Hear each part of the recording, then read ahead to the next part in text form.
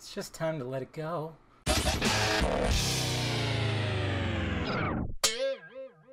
What's happening, film friends? Dave the Film Junkie here, bringing you a film review of Terminator Dark Fate. Terminator Dark Fate, of course, stars Linda Hamilton, Arnold Schwarzenegger, Mackenzie Davis.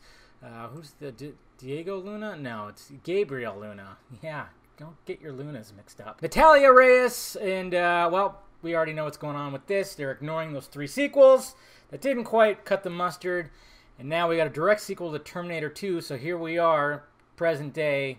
Judgment Day, of course, didn't happen, but Terminators keep on coming back. Now, Danny is the target, and Sarah Connor catches wind of it and goes, hey, I'm going to help you defeat this. And then they team up with old T-800 Terminator, who is now Carl.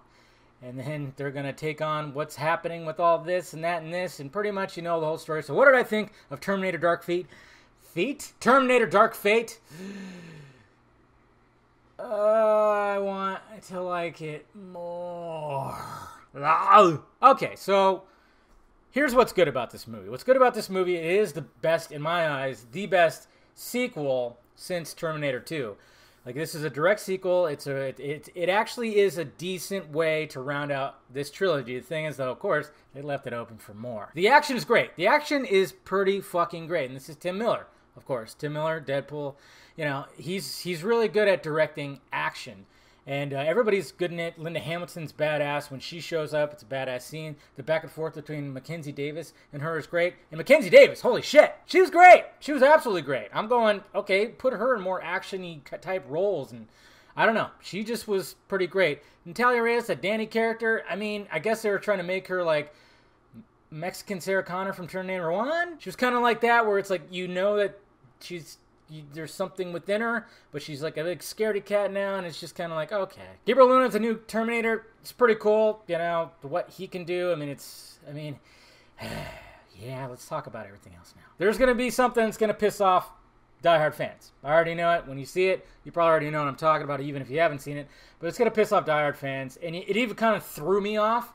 But it was kind of cool because, you know, they had to do some de-aging technology stuff, and it all looked very, very clean. It acts within the story, though. I'll give it that. But the thing is, the fact of the matter is, guys, even though Terminator Salvation fell flat, the idea needed to be...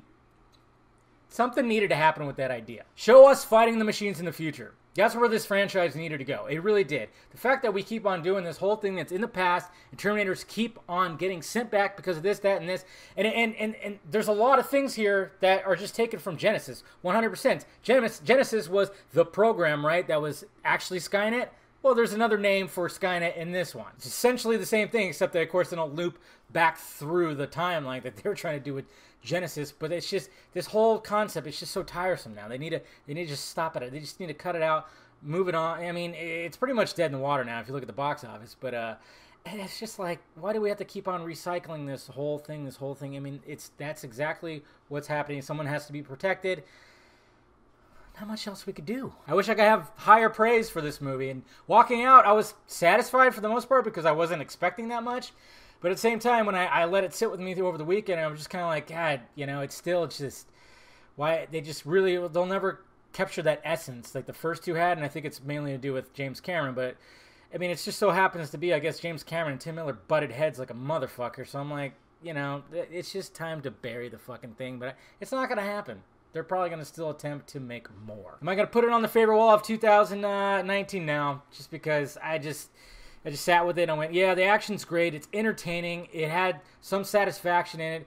The little throwbacks were kind of cool, but just overall, I was just like, when I just kept thinking about it, I'm like, they don't need to keep on rehashing this concept of sending Terminators back in time like crazy. It's so tiresome. It just needs to stop. But so there you go, guys. That's my review of it.